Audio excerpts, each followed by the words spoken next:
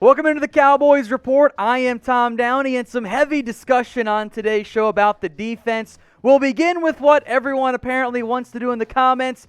Firing Mike Nolan. Yeah, the Cowboys don't agree. I think it's 3 stars on they're going to keep him, at least for the time being. I'll leave 1 star off there in case things continue to be as bad as they are and they make a change later on in the season. This Cowboys defense, through 4 games, is historically bad. Everything the Cowboys have done on defense has pretty much been wrong. They are allowing the most points in the NFL, the 3rd most yards. The run defense is once again trash. They get 0 takeaways. Now, in reality, the players and the coaching staff, they share blame for this. There's all kinds of problems. There is an effort problem, despite what Mike Nolan actually wants to say. But the defensive stats are very clear. They're bad. I mean, you can see them on your screen. They are just so terrible. There's no excusing it. The problem is, it's not just a player's thing. It's not just a coach's thing. There's a lot of problems here across the board for this Cowboys team. They tried a different front to an extent. The Browns used a lot of 2 tight end looks, fullbacks. The Cowboys ran this. You can call it a 3-4 if you want. Technically, I think it's a 4-3 under or a 4-3 over. From a practical standpoint, they are the same, but they ran a 5-man front with Lawrence and Hill and Poe and Crawford and Alden Smith. And the problem was that Everson Griffin, Alden Smith in particular, couldn't set the edge in terms of run stops. Tristan Hill got blown off the ball a bunch. So did Dontari Poe, Tyrone Crawford. Everyone was bad against the run. DeMarcus Lawrence was okay, maybe a little bit average, but the run defense was terrible. It's a player's thing, first and foremost. The scheme's too complicated. It's not complicated enough. Firing Mike Nolan after 4 games doesn't really make sense because whoever you hire, he's not going to be able to fully install his scheme, and you're right back where you started with things not being up to par yet. So if you want to fire Mike Nolan, look, I get it. I understand because things are bad. You're going to promote George Edwards? I guess that kind of works, but firing Nolan doesn't actually fix the defense. It doesn't make things magically better. You're not a good coordinator away from being good. You got problems all across your defense. So get your votes in. If you want Mike Nolan fired, type in FN in the comments section. And if you get the ad break here on YouTube, that's the perfect chance to go do it. Let's talk Earl Thomas now because that one simply will not go away. Still just the 1 star. I don't consider it all that likely, despite the previously mentioned report on the show that, hey, Thomas wants to play for the Cowboys, and the deal with the Texans fell apart. Allegedly, it does come from Jason Lockenfor, who sucks, but that the Texans players didn't want Earl Thomas on the roster. As of right now, the Cowboys have refused to show any real interest in Earl, despite it being a significant need.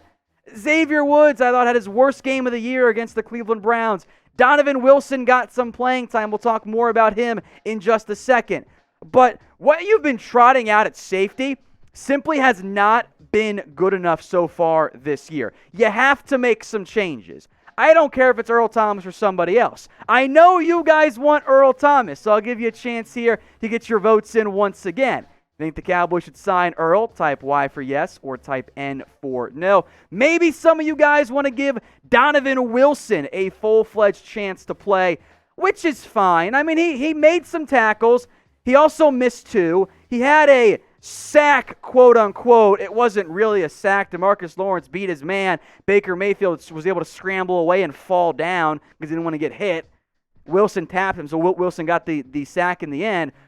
But maybe Wilson ends up being your guy. I don't really think that's the case because he should have been playing earlier. But there are free agent safeties out there that could help you, not named Earl Thomas. Let's bring in Eric Reed, Eric Weddle, Clayton Gathers, Morgan Burnett, Antoine Bethea. Let's bring in somebody and work them out because the Cowboys aren't trying right now when it comes to exploring options at safety. That's the biggest concern for me. They just think they're good. And it's literally the definition of insanity, trying the same things over and over again that haven't worked so far in that back end. Now, we do have a new deal for you guys from our sportsbook partner, BetUS. I know a lot of you guys have already signed up with them, but if you haven't, if you're a new customer, I got another new deal that I was able to pull together for you guys. So here's what it is, okay? If you are a new BetUS customer and you sign up and deposit, got to be at least $100. I'm going to cover your bets. One bet on the Cowboys game, whatever it is, the spread, the money line, prop bets, whatever it is. And if you lose, I'll cover your bet up to $25. If you put down $20 and you lose, I'll Venmo you 20. Put down 25, I'll match you there as well. If you lose, this is only available for new BetUS customers and only through the end of day Monday. Now, what I want you guys to do is head over to chatsports.com/bet, use promo code Cowboys125. That'll get you a 125% deposit bonus, and it'll make you eligible for my bet match loss cover type deal that we're doing here. Once you do that, email us cowboys@chatsports.com. Send us your account ID on BetUS and your Venmo. That's going to make our lives easier, making sure you're fully up to date and everything's going well. And then we'll help you out. So if you lose a bet, we got you guys covered. I know that betting can be scary. Trying to help make your lives easier if you want to get involved in sports betting to help give you some loss assurance there. So once again, folks, I will cover 3 bets over 3 weeks. Only one bet. You can't place 5 bets and then expect me to cover, the one that lost. It's one bet. We'll pick it in advance. Chatsports.com/bet. Use that promo code Cowboys125. Then email us cowboys@chatsports.com. Account ID and Venmo, and we'll take care of you. Let's talk Damon Harrison now, because is there interest? No, there's not. 1 star. Maybe things could change. I'd like for them to. But Damon Harrison spoke with Mike Fisher and made a big deal about how, the Cowboys, they were at the top of my list. And then he is now visiting the Seahawks today and the Packers tomorrow instead. Harrison said the Cowboys were his top choice. Past tense, emphasize on that one. It kind of comes back to the whole safety thing for me. Like, you look at this Cowboys defense, and it is very clear it ain't working. It's not good enough. And the Cowboys' run defense, once again, sucks. Now, there's level of blame at all 3 levels. The defensive line, the linebackers, the secondary. But Tyrone Crawford hasn't been the same guy since his bar fight. Tristan Hill was able to get some penetration, but also just gets blown away sometimes. Neville Gallimore can't get on the field. Antoine Woods is pretty mediocre so far. Dontari Poe has not been the fatty I was promised. Why not at least explore Damon Harrison? What is the harm in bringing him in for a visit? The Cowboys are making decisions without the full allotment of information. Why wouldn't you at least explore? Bring him in for a visit. I know he dropped some weight. That's concerning to me. But what's the harm in exploring this? That is majorly concerning to me. Overall, folks, this Cowboys defense is not one player away. They are not one magical addition from having everything being fixed. But who do you blame the most for the defensive issues? You can blame Mike McCarthy. You can blame Mike Nolan, the front office, Jerry Jones, Stephen Jones, individual players, one of which we'll get to here in just a second, but get your votes in for me in the comments section. Let's talk now about Jaylon Smith. Does he deserve criticism? Yeah, he does. 4 stars on this one. Now, I know Mike Nolan is just trying to back his player publicly, and we'll get to his quote in just a second. But the reality is, the numbers, the data, the film, all of it says Jaylon's not playing well. That is the only possible conclusion you can come to. Here's what Mike Nolan had to say. This is the honest truth. I don't know why Jaylon takes the criticism that he does. He's a good football player. He plays extremely hard. I think he's improved. I think he's doing all the things we're asking of him, or at least trying to do, and I believe he's just going to get better as the year goes along. That is coach speak for publicly, I'm going to back my guy. But in the locker room, in those meetings, in those film studies, man, I hope Jaylon's getting called out, because it hasn't been good enough. In all honesty, Joe Thomas has been your best pure linebacker. Alden Smith kind of playing the more pure edge rusher role in what is basically a nickel-based defense this year. But Jaylon hasn't been very good. The tackles might be high, almost 10 per game, 2 for loss, 2 pass breakups. So the raw numbers, the box score scouting says, okay, it's not bad. Yeah, except it is, actually. Jaylon continues to be bad in coverage. 219 yards he's allowed. He's got just 1 pressure. He missed 4 tackles. Quarterbacks throw at him, and they complete the ball 3/4 of the time. The reality is for Jaylon Smith is this, folks. You paid him to be one of the best linebackers in the NFL. And since he's been paid, he has regressed in every single phase of the football. He has gotten worse in coverage. His 219 yards allowed is going to exceed what he's allowed before in his NFL career. He's almost halfway there, and we're a quarter of the way through the season. His pressure rate is down substantially from what it's been earlier. His missed tackle rate is higher as well than what it's been over his NFL career. So Mike Nolan might publicly try to say, yeah, things are fine, but we here at the Cowboys Report will actually tell you how it is. So go ahead and subscribe. You guys know that I like Jaylon. I loved him coming out before the injury. I was a fan of his. I actually like the contract. I'll admit when I'm wrong, it's been a disaster so far for this Cowboys team. So if you want real, honest Cowboys information, hit that big red button and subscribe, because no one out there on YouTube, Facebook, Twitter, whatever, will keep you more updated than we will here at the Dallas Cowboys Report. Move on now to Joe Looney. Is he going to head to IR?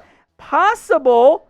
2 stars on this one. You're kind of caught in an awkward spot. We'll know more as the week goes on. But per Todd Archer, Looney is set to miss 2 to 3 weeks with an MCL sprain. Now, that timing is a little tricky. Remember, IR, it's a maximum or minimum of 3 weeks you have to miss. So if you think you're going to get Looney back in 2 weeks, you probably just decide to roll with him and keep him as on the active roster. If he's going to miss 3 weeks or more, you just put him on IR, promote someone for the time being. In the meantime, with Looney out, Tyler BetUS will be your go-to center. He's going to be your top guy there. Connor McGovern now gets promoted to being the swing offensive lineman. Whole different discussion on his future in terms of what is going on, why he can't even get on the field at all. But I think that honestly, going with Tyler BetUS might be a blessing in disguise. I think he's a better player right now than Joe Looney. And part of the reason why is that, yeah, Looney wasn't getting beat that often. I think the beat rates are fairly similar. But the offensive line as a unit, both Zach Martin and Connor Williams, played better with BetUS at center. Chemistry's a thing. So I hope and think, yes, BetUS keeps that center job. I'm going to type in my why, but get your votes in the comments section. One last injury note to wrap up on here. Dalton Schultz, is he going to play? 2 stars. Now, in reality, I should probably be giving this 3, but I'm not going to do that because Schultz suffered a bruised thigh late in week 4, which I know seems like, oh, it's not a big deal. Remember, guys, NFL player bruises are not normal people bruises. They're actually extremely painful, and they look incredibly gross. The expectation, per Todd Archer, is that he'll be able to play. And I want to believe. But you know what? The expectation was that Lael Collins was going to be fine for week 1 and wasn't going to need surgery. The Cowboys are fully untrustworthy when it comes to injuries. So for Dalton Schultz, it's 2 stars right now. Now, he had a bunch of bad drops when Blake Jarwin first got hurt. But honestly, since then, he's kind of settled down and been a usable tight end. And he's been what you would hope for out of your backup tight end. 219 yards, the drops are a problem, the fumbles too. Blake Bell can be serviceable as well. What I'm saying with Dalton Schultz is that this is a possible outcome, or at least he's survivable with Blake Jarwin out for the year. So I want him in there. I hope he's able to play. You can get by with Blake Bell as well if you absolutely have to. Things aren't going to be a disaster, but I refuse to trust the Cowboys ever again when it comes to any type of injury. Hey Cowboys fans, thanks for watching the Cowboys Report. If you haven't already, click right here to subscribe to our channel for all the best Cowboys coverage on the internet. That's news, rumors, highlights, mailbags, film studies, and a whole lot more. And I'm making your lives a little bit easier as well with the next Cowboys Report video right here.